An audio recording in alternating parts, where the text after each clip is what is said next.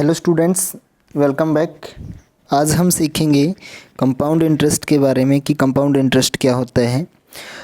उससे पहले आपको इंटरेस्ट का पता होना चाहिए कि इंटरेस्ट क्या होता है।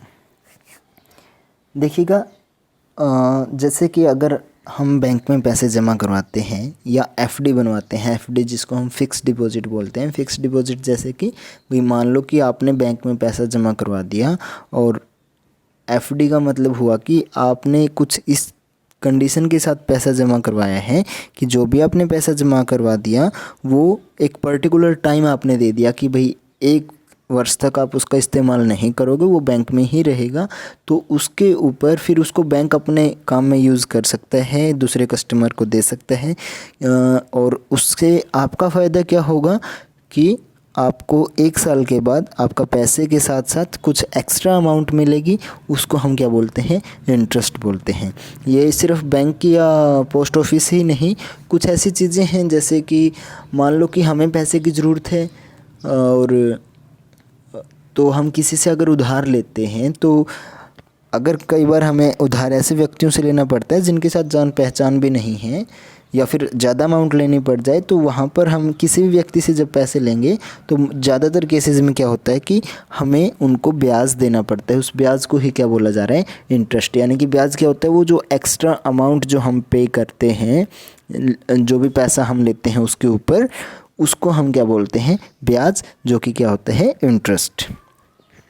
अब सिंपल इंटरेस्ट के बारे में आप पिछले साल सीख चुके हो। सिंपल इंटरेस्ट कैलकुलेट करना भी सीख चुके हो, जिसका सिंपल इंटरेस्ट का फॉर्मूला क्या था कि PRT डिवाइड बाई 100, जहाँ पे P मतलब प्रिंसिपल और R मतलब रेट और T मतलब टाइम। प्रिंसिपल, रेट और टाइम। अब बात आती है principal. What is principal? Principal यानी कि जो अमाउंट हम लेते हैं, जितना भी अमाउंट हमने लिया है या हमने दिया है, तो वो क्या होगी उसके लिए, मतलब जो व्यक्ति लेगा उसके लिए वो क्या हो जाता है? प्रिंसिपल। रेट यानी कि आपका जो वही, अब देखो रेट 2 टाइप से हो सकते हैं, दो नहीं कितने भी टाइप से हो सकते हैं एक्चुअली। मंथली हो सकता है 2% मंथली, हाफ ईयरली हो सकता है, क्वार्टर ईयरली हो सकता है, या फिर ईयरली यानी कि जिसको एनुअल बोला जाता है। तो आपको रेट जब भी आप देखोगे तो कुछ इस टाइप से मिलेगा कि लास्ट में P.A हो सकता है। P.A का मतलब क्या है? पर एनम, यानी कि हर एक वर्ष के हिसाब से भाई 10%, यानी कि 100 रुपये के ऊपर एक्स्ट्रा कितना लेंगे आप?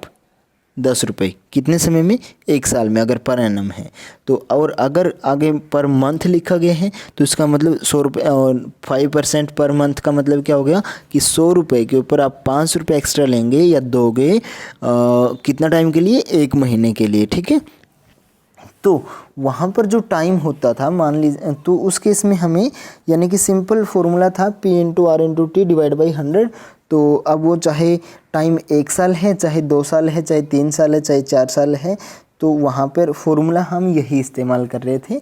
यानी कि टाइम के इरिस्पेक्टिव था, जो भी ब्याज आ रहा था, 1 साल का जितना ब्याज है सिंपल इंटरेस्ट के केस में, 2 वर्ष में भी उसका डबल आएगा, 3 वर्ष में उसका ट्रिपल आएगा, 4 वर्ष में उसका 4 गुना आएगा। इस टाइप से ब्याज आएगा। लेकिन जो कंपाउंड इंटरेस्ट होता है, कंपाउंड इंटरेस्ट में क्या होता है कि जैसे मान लीजिए कि आपने शुरू में 1 साल के लिए किसी व्यक्ति से 100 रुपये उधार लिए, और जिसका रेट ऑफ इंटरेस्ट क्या था? 10% पर एनम था, और आपने उससे ले लिए हैं वो 3 साल के लिए, 3 ईयर के लिए। टाइम कितना है? 3 ईयर।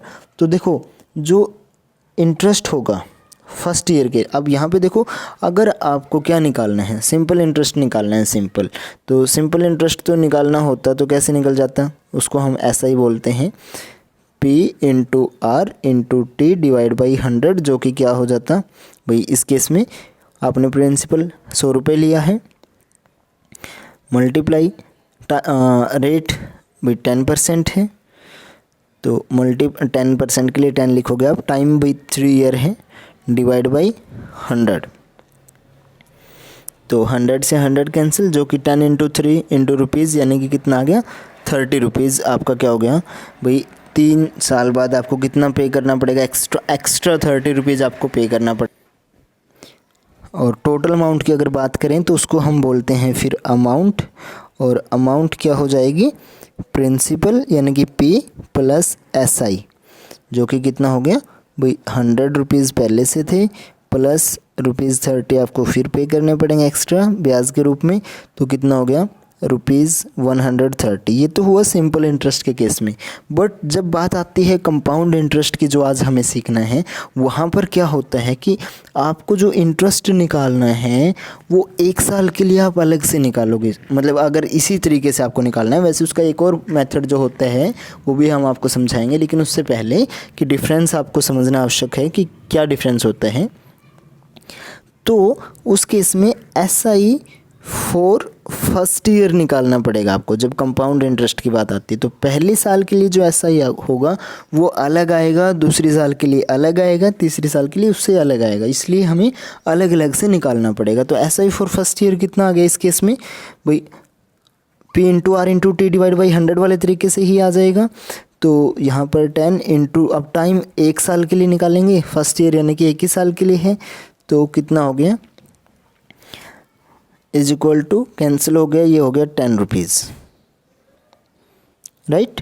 उसके बाद जो SI फॉर सेकेंड ईयर है, अब यहाँ पर क्या प्रॉब्लम आएगी कि सेकेंड ईयर यानी कि सेकेंड ईयर का भी मतलब क्या हुआ, सिर्फ दूसरे साल के लिए। पहले का आप काउंट कर चुके हो, तो पहले और दूसरे साल के बीच का जो SI होगा, तो वहाँ पर जो SI होगा सेकेंड ईयर के लिए सिर्फ, उसमें जो P है अब वो प्रिंसिपल चेंज हो जाएगा। कैसे चेंज हो जाएगा, यानी कि प्रिंसिपल फॉर सेकेंड ईयर जो है वो चेंज हो जाएगा। प्रिंसिपल फॉर सेकेंड ईयर क्या रहेगा, SI of first year plus पहले साल का SI, और उसको किस में जोड़ना है आपको, जो प्रिंसिपल था शुरू में उसमें आपको उसको ऐड करना है।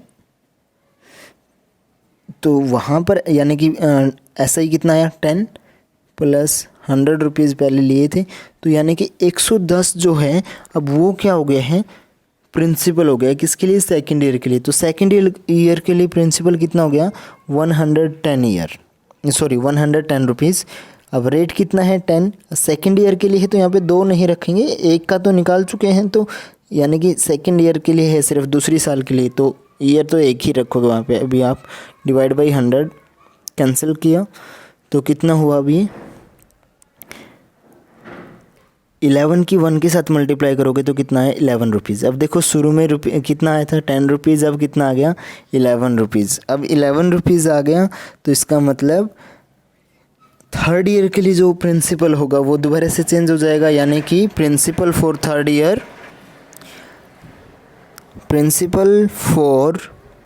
थर्ड ईयर वो क्या रहेगा आपका भाई, थर्ड ईयर का प्रिंसिपल क्या हो जाएगा, principal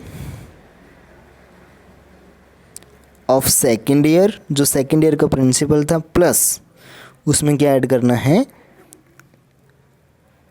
SI for second year. तो सेकेंड ईयर का SI उसमें ऐड करो, फिर वो थर्ड ईयर का प्रिंसिपल होगा। सेकेंड ईयर का प्रिंसिपल क्या था आपका 110, अब कितना आया है 11, तो उसमें आप 11 ऐड करोगे जो कि कितना हो गया 121। अब क्या बन गया, प्रिंसिपल बन गया थर्ड ईयर के लिए। तो जब थर्ड ईयर के लिए आप क्या निकालोगे SI निकालोगे तो वो क्या रहेगा भाई, principal 121 multiply 10 multiply 1 divide by 100, तो 1 0 से 1 0 कैंसिल, 121 बाई 10 तो सोल्व करोगे तो 12.1 रुपीज़। अब तीनों को अगर आप जोड़ोगे इनको तो कितना आया वहाँ पर आप देखना, 10 प्लस 11 कितना हुआ 21, और 21 प्लस 12 33.1। 3 साल का SI कितना, सॉरी इसको हम कंपाउंड इंटरेस्ट बोलेंगे, तो ये कितना हो गया 3 साल का कंपाउंड इंटरेस्ट 3.1 और उस केस में 3 साल का जो कंपाउंड इंटरेस्ट था वो कितना आया था, सॉरी सिंपल इंटरेस्ट था वो कितना आया था 30। यानी कि कंपाउंड इंटरेस्ट हमेशा क्या आते हैं, ज़्यादा। हाँ, कंपाउंड इंटरेस्ट और सिंपल इंटरेस्ट जो है फर्स्ट ईयर के लिए वो आपका क्या रहेगा, सेम रहेगा, क्योंकि वहाँ तक क्या होता है प्रिंसिपल जो है वो एक फर्स्ट ईयर में भी हम ऑब्वियसली वही प्रिंसिपल यूज़ करेंगे जो हमने अमाउंट ली है, और कंपाउंड इंटरेस्ट के केस में भी फर्स्ट ईयर में प्रिंसिपल वही रहेगा। प्रिंसिपल क्या होता है सेकंड ईयर में चेंज होगा कंपाउंड के केस में। बट ऐसा करना मतलब ये एक तरीका है कंपाउंड इंटरेस्ट निकालने का कितने भी टाइम के लिए, लेकिन ये तरीका जो है ये काफ़ी लेंथी हो जाएगा अगर बाई चांस आपको मान लीजिए 9 ईयर के लिए प्रिंसिपल कंपाउंड इंटरेस्ट निकालना मिल जाए तो वहाँ पर बहुत प्रॉब्लम हो जाएगी। तो यानी कि अब आपको ऐसा 9 टाइम्स करना पड़ेगा तो उसमें काफ़ी ज़्यादा टाइम कंज्यूम होगा। तो उससे बेटर क्या रहेगा, यानी कि अगर आप यही फॉर्मूला इस्तेमाल करोगे तो इसमें आपको हर बार हर नए ईयर के लिए क्या करना पड़ेगा, पहले प्रिंसिपल चेंज करना पड़ेगा, फिर उसके बाद कैलकुलेशन दोबारा करनी पड़ेगी, फिर उससे नेक्स्ट ईयर के लिए प्रिंसिपल दोबारा से ऐड चेंज हो जाएगा, उससे नेक्स्ट ईयर के लिए प्रिंसिपल फिर से ऐड हो जाएगा। यानी कि कंपाउंड इंटरेस्ट में अगर आप सिंपल इंटरेस्ट वाले तरीके से कंपाउंड इंटरेस्ट निकालोगे तो आपको हर एक साल का अलग अलग निकालना पड़ेगा, और उसमें क्या होगा कि जो प्रिंसिपल है वो बार बार क्या होता रहेगा, चेंज होता रहेगा। लेकिन तो कंपाउंड इंटरेस्ट में आपको जब अमाउंट निकलेगी, जो डायरेक्ट फार्मूला है वो आपका ये है। यहाँ पर ध्यान दीजिए कि फार्मूला अमाउंट निकालने का है, ना कि कंपाउंड इंटरेस्ट का। कंपाउंड इंटरेस्ट कैसे निकलेगा वो बहुत सिंपल है फिर, कि अमाउंट का फार्मूला क्या है, अमाउंट को अगर हम ए से रिप्रेजेंट करें कि ए इज़ इक्वल टू क्या होता है, पी यानी कि प्रिंसिपल इनटू ब्रैकेट है यानी कि मल्टीप्लाई है plus 1 plus R divide by 100। R मतलब कि जो रेट है, डिवाइड बाई 100 और जो इसकी पावर है raise to power N. N क्या है, नंबर ऑफ ईयर्स, यहाँ पर एन क्या है, नंबर ऑफ ईयर्स। तो ये फॉर्मूला हो गया आपका अमाउंट निकालने का कंपाउंड इंटरेस्ट के केस में। तो वहाँ पे सी आई यानी कि कंपाउंड इंटरेस्ट का फॉर्मूला फिर सिंपल क्या हो जाएगा, अमाउंट जो है आपकी माइनस जो शुरू में प्रिंसिपल, यानी कि ऑब्वियसली जो आपका प्रिंसिपल था, यानी कि जो अमाउंट ली थी आप, जो प्रिंसिपल था वही, या प्रिंसिपल क्या होता है, जो अमाउंट शुरू में लेते हैं हम, अमाउंट यानी कि जो हम वापस करते हैं वो। तो कंपाउंड इंटरेस्ट क्या हो गया, अमाउंट माइनस प्रिंसिपल। तो यहाँ से अमाउंट आपको मिलेगी, उसमें से प्रिंसिपल जो है वो आप माइनस कर दोगे तो आपका क्या निकल आएगा, कंपाउंड इंटरेस्ट। ठीक है, तो हम एक एग्जांपल सोल्व करते हैं।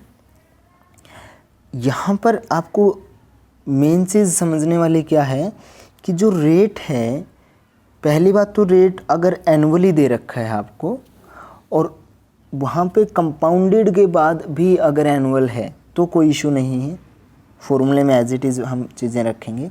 बट अगर कहीं पे रेट दे दिया एनुअली और अकॉर्डिंग टू फॉर्मूला एनुअली और कंपाउंडेड दे दिया हाफ ईयरली, तो वहाँ पर एन जो है यानी कि नंबर ऑफ ईयर, तो वो वैसे तो यानी कि जो होंगे आपका जितना भी टाइम दिया होगा वही रहेगा, लेकिन हाफ ईयरली का मतलब क्या है कि वो हर 6 महीने के बाद दोबारा से कंपाउंड इंटरेस्ट वहाँ पे लगेगा। तो यानी कि एक ईयर कितने इंटरवल में डिवाइड हो जाएगा, 2 इंटरवल में, और उस इंटरवल को हम बोलते हैं, जो भी वो पीरियड होता है, यानी कि उस टाइम पीरियड की बात कर रहे हैं भाई, जितने टाइम पीरियड के बाद दोबारा से प्रिंसिपल जो है वो चेंज हो जाएगा तो उसको बोला जाता है कन्वर्जन पीरियड। तो यानी कि अगर कंपाउंडेड दे दिया हाफ ईयरली, टाइम दे दिया 2 ईयर का, तो इसका मतलब जो वहाँ पे कितनी बार कंपाउंड इंटरेस्ट वहाँ पे जो लगेगा, वो प्रिंसिपल जो है वो कितनी बार चेंज होगा। अब हाफ ईयरली का क्या मतलब हुआ, हर 6 महीने में चेंज हो रहा है।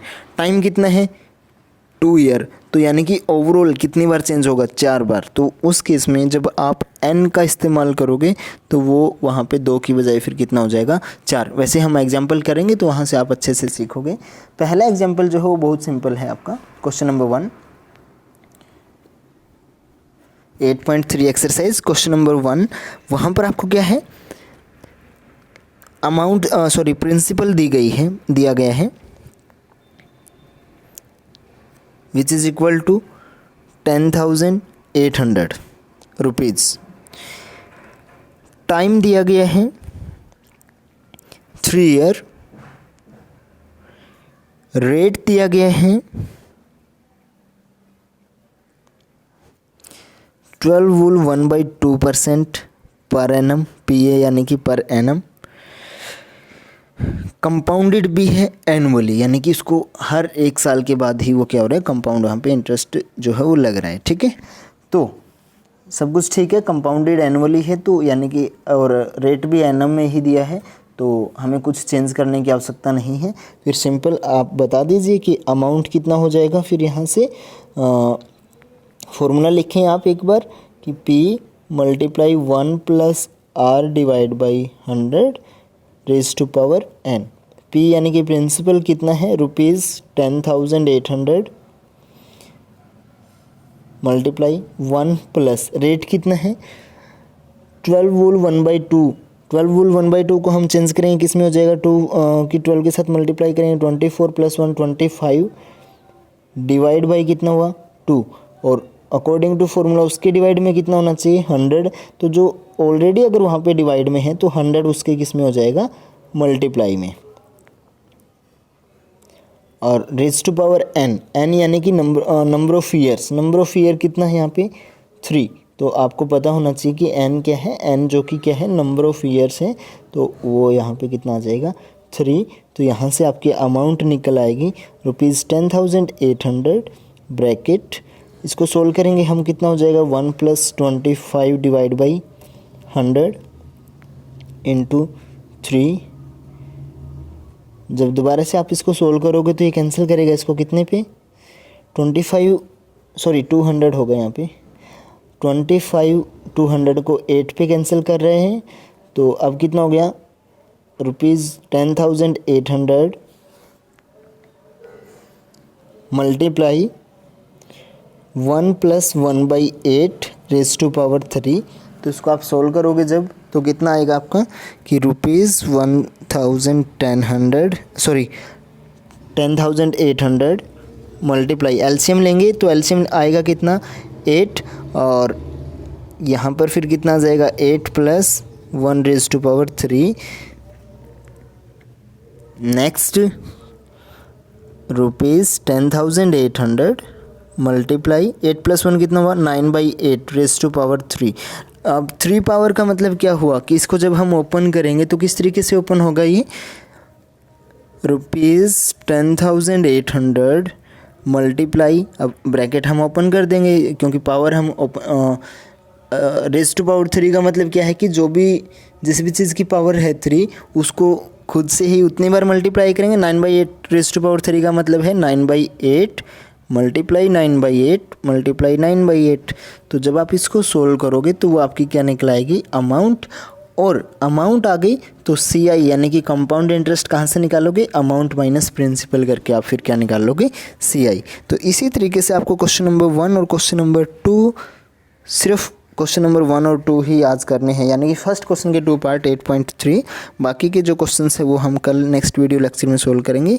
जो बेसिक चीज़ें थी, किसके लिए क्या रिप्रेजेंटेशन है, वो आपने सीख ली है। तो अच्छे से आपको पता होना चाहिए कि किस प्रिंसिपल को किससे रिप्रेजेंट करते हैं, टाइम क्या होता है और अमाउंट क्या होती है, फॉर्मूला याद हो जाना चाहिए, कंपाउंड इंटरेस्ट का फॉर्मूला याद हो जाना चाहिए, और डिफरेंस भी आपको पता चल गया है। तो आप आज के बाद अगर कोई आपसे पूछे कि amount simple interest and compound interest में क्या डिफरेंस है, तो वो भी आप बता सकते हो आप। ठीक है, सो बाय बाय स्टूडेंट्स।